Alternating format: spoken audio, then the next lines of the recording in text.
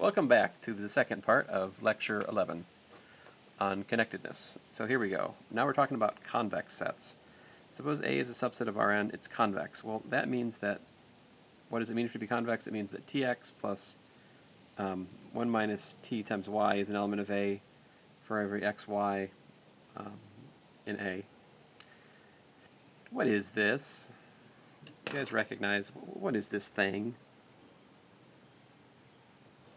Think about that. All right, let's call alpha. Let's say alpha of t is equal to that. What would that give you? Let's see here. I'm going to rewrite that as y, right, plus t times x minus y. So you can clearly identify that's just the path from y to x. So this is a kind of obtuse way of saying a space is convex if the path, the line segment rather, from x to y, or in this case from y to x, for any possible pair in the convex set is again a subset of the set. So like, in other words, a convex set is one for which line segments which connect points in the set are necessarily inside the set. Okay? So intervals are convex subsets of the reals. The ball of radius r centered at P is a convex subset of Rn. I mean, it's geometrically obvious, but here's the proof. Let's go through the proof. So let x and y be elements in the ball for some positive radius. Suppose t is a element from 0 to 1, some real number. And let's look at it. So we've got p. So I'm trying to show that p minus this has a length less than r. If I can show that, that means that I've shown that this quantity right here has met the condition to be in the ball of radius r centered at P. So let's do it. So algebra, all right, I just added and subtracted TP, TP minus TP, like so. And then triangle inequality, like so.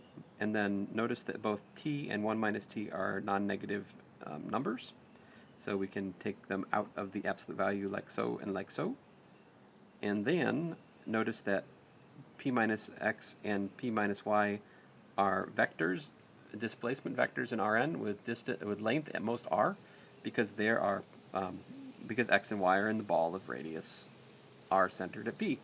So you've got this is less than r and that is less than r. But then when you add this, you just get back r. Therefore, tx plus 1 minus ty is again an element of the ball of radius r centered at P, which proves that the ball is in fact convex. That would have made kind of a doozy of a homework problem, wouldn't it? Yeah. Yep. Let's see here. Yeah, if I was in topology, I'd be worried that would be on the test or something, Just saying. Corollary, any convex subset of Rn is path connected and thus connected. So let A be convex in Rn and let x and y be in A, then notice that alpha of t equal to this is an element of A for all t between 0 and 1, and alpha of 0 is y and alpha of 1 is x, where alpha is continuous, right? So, in other words, the definition of convex implies the existence of a path which connects arbitrary points, so therefore it's path connected. And if it's path connected, we prove path connected implies connected, so there you go, convex implies connected. Is every connected set convex? Obviously not. Convex is like really a strong condition. So here is some more things we can say about the convex sets. For a subset of the reals, the following are equivalent. I is an interval, i.e. a convex set. So his definition of interval is convex subset, apparently. I usually define interval as a connected subset of real numbers. So it's funny, this corollary says that my definition that I is connected is equivalent to him saying that it's a convex subset. Okay, great. keep the context here is R. Like I was just saying, in general, in higher dimensional contexts, there is a difference between connected and convex. They are not at all the same thing. But in the very limited context of a subset of the real numbers, they can be equivalent. Okay, so context matters here. Subset of the reals. And then also I is path connected. So like, this is more in tune with, you know, an interval is a subset of real numbers that you can draw without lifting your, without lifting your pen off the number line, right? Like that's kind of the path connected idea, right? Because the process of like drawing the interval is laying down the path in the number line. So I did not include the proof. If you want to look at the proof, it is in Minetti, page 66. At this point, I am getting tired so of this section. Let's go on. So if we have a continuous map from closed interval 0 to 1 to the non-negative reals, and we have f of 1 is 0, then there exists a x in the closed interval 0 to 1 that is a fixed point of f of x equals to x, all right? The proof is to look at g of x, right? So g of x is a related function. It's f of x minus x, right? And so if we can find a 0 for g, that would prove a fixed point for f, right? Because if g of 0 is 0, that would mean f of x minus x is equal to 0, which would say that f of x is equal to x. So we're looking to show that there's a 0 for g. Now clearly g is continuous. If f is continuous, if we take a continuous function and we subtract x from it, it's still giving us a continuous function.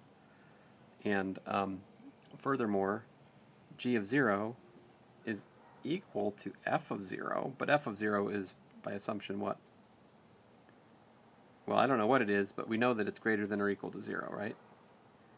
Okay, but what else do we know?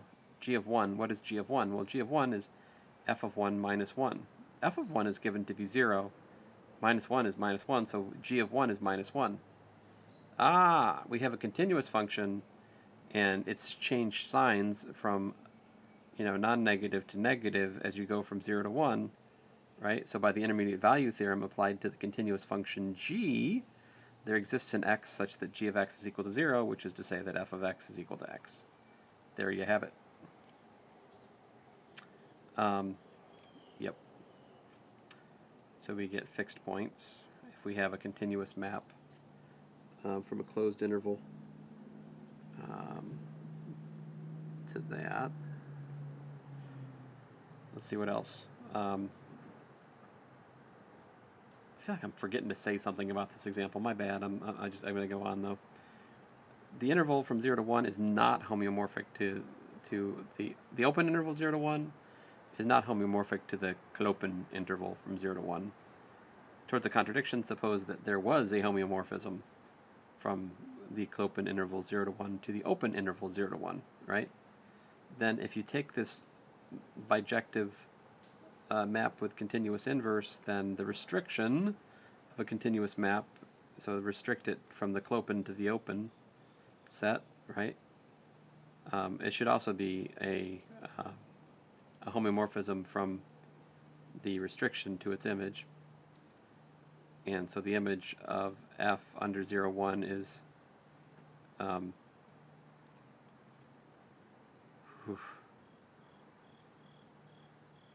it's everything. So if it's a homeomorphism, that means it's onto this, right? So the restriction, it's going to be onto this, but we don't know for sure that when we restrict it, we're losing 0 as an input, right? So to be fair, I lose 0 as an input. But then the thing is, I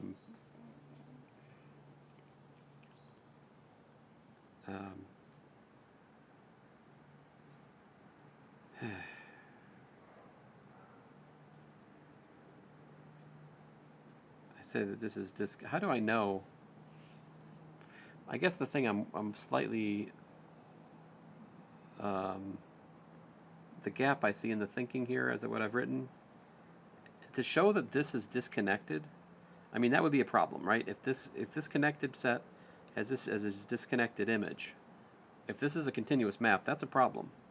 But my question, my criticism of what I have written right now is, how do I know this is disconnected? In order to know that this space here is disconnected, I need to know that f of 0 is somewhere between 0 and 1, right? So why is it that f of 0 is not equal to 0? And why is it that f of 0 is not equal to 1, right?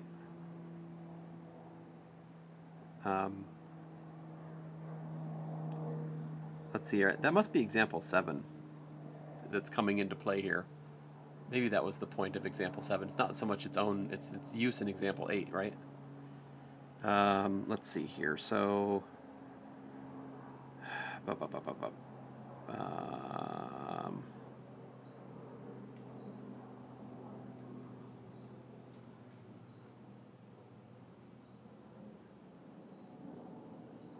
I don't have a closed interval.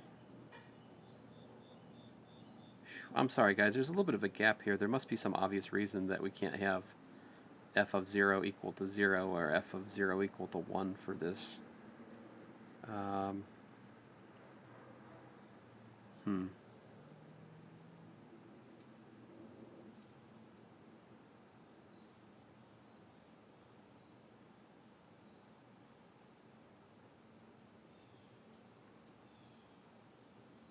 Sorry, I'm drawing a blank right now. My bad, guys. Sorry about that. But anyway, so filling that gap in, which is probably something obvious, it's going to kill me. I'll be okay. I'll be okay. I've gotten over the coffee, so I'm doing better. Anyway, if this is connected, continuous image of connected is disconnected, that's a contradiction. Therefore, we can't have a homeomorphism from 0, 1 to 0, 1, 0, 1 open to 0, 1 closed. Wish I could see it.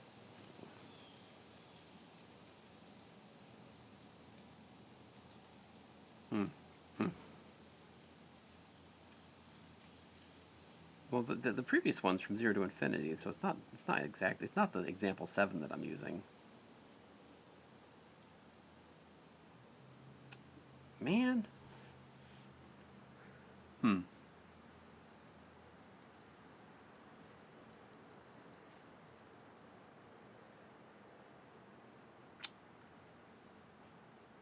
Well, I'm gonna have to let it go for now, guys. You can explain in the comments. How about that? There we go. And all right. So example 9. 0, 1 Klopen is homeomorphic to 1, 2 Klopen in the Euclidean topology, right? However, 0, 1 is open in the subspace topology of 0, 2, whereas 1 to 2 is closed in the subspace topology of 0, 2. So here we have, it's just an interesting example in the sense that we have sets which are homeomorphic in one topology, right? But then they're not homeomorphic in the other topology, right? Because I don't think they are anyway. This is open and that's closed. So, all right, moving on here. Page 12. Let's see how many more pages I got. I got 12. 2 more pages. Uh-oh. I think I need to close the door. Can you close the door for me, buddy? I already got that. Okay, can you close the door? Let me finish up this video and then I'll talk to you guys, okay? Can you close the door for me, buddy? I will. Just close the door for me. I'm almost done. I got my shoe. And I'll put it back inside that. Okay, Benjamin, can you... All right, I'm going to close the door. That thing is filled out. The thing for your feet inside. Welcome back, Mr. Benjamin. Look, this is how you know That's your proof. Oh, what happened to your head? You fall off something. Yeah. Oh, man. I fell off the stairs. The stairs? Mm-hmm. Where? Like at the beginning when you go back up. Oh, no. At the piano lesson?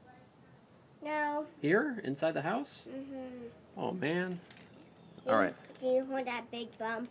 I didn't hear it, but I believe you. I'm gonna finish this video, okay, buddy? And then I'll be back into play. So suppose you've got a continuous map from the end sphere to the reals. Then there has to exist a point such that it's f of x is equal to f of minus x. So, like, these points are antipodal. Among other things, this means f cannot be injective, because we've got two separate points which map to the same value, right? So this is kind of a neat formula. So he says, consider G defined by this difference. I would say it's an anti-symmetrized, essentially, formula from F. He points out that this is a continuous map, right? And so G of Sn is a continuous image of a connected space, which is thus connected. But on the other hand, it's a subset of the reals. It's a connected subset of the reals, which then means that it's convex. And if it's convex, then, well, we can choose y, and then, let's see here. G of y and G of minus y, they're both elements of the image, but since it's convex, the combination is again a subset of the words. It's again a subset of the image of G under Sn, right? Because this is a subset of the reals. It's convex, so any like linear combination of things in here, of these points, will again be in there. I suppose that's something about convex I haven't proved in this lecture, my bad, but it's a simple enough thing to prove. So this plus that will then be again in the image of G of S, but what is this? Well, this is that plus that, and then by definition of G, you get, well, basically you're symmetrizing G, but G was an anti-symmetrization of F, so you're basically symmetrizing the anti-symmetrization, so you get 0. Which, as you can see, so this subtracts from that, this subtracts from that, you get 0. So 0 is an element of the image under G, which means that there exists an x for which G of x is equal to 0, but what does that mean? That means that f of x is equal to f of minus x, which is what we're trying to prove. All right. Example 10, no subset in R can be homeomorphic to an open set in Rn where n is greater than 1. Why? Well, notice any subset of Rn contains an open ball, which is homeomorphic to the n-1 sphere, and thus, by the lemma, there does not exist a bijection to R. See that? Whoa, whoa. So that's pretty cool. We have proved that there can't be a homeomorphism from a subset of the reals to an open subset of Rn where n is greater than 1, right? Which means that the dimension, like, you can't have, well, I guess it's a first, I guess that doesn't prove necessarily that, R2 is not homeomorphic to R3, but it's a step in that direction, I suppose. At least now we've proved, that gives us a proof that, it looks to me like R can't be homeomorphic to Rn, right? Because that would violate example 10, among other things.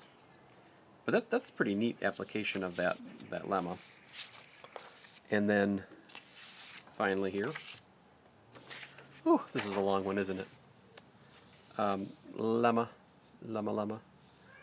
Let Y be a connected topological space and F a continuous surjection for which the fiber is connected. So here's like, inverse image of points over here will give you fibers. And every fiber is connected, right? If F is open or closed, then X is connected. So let's see how that goes. So suppose F is open, and let A and B be subsets, A and B be open, non-empty, open and non-empty sets whose union is X. So first of all, Y is equal to F of X since F is onto. Thus, Y is equal to F of A union F of B. But since Y is connected and F of A and F of B are open, we're assuming F is open, right? So the open image of an open set is open by definition of open map. So these are open, and they get the whole thing. So it must be that there is something in the intersection, because otherwise you'd have a separation of y, which we can't do because y is connected, assumed by assumption. So then that means that the inverse image of y with inverse image of the fiber of y intersect A, and the inverse image of the fiber of y, inverse image of y rather, intersect B must be non-empty. And since that fiber is connected, this means that the inverse image of, where did A1 and A2 come from? Oh, my bad. That's A and B. I'm a dummy. Sorry about that. Sorry, Minetti was using A and B, and I, he was using A1 and A2. I switched it to A and B because I don't know, sometimes I just like to get rid of the numbers. And then I neglected to think here. My bad. So, there we go, fixed. So, since this is connected, no wonder I couldn't, I was like, anyway. Since the fiber is connected, and the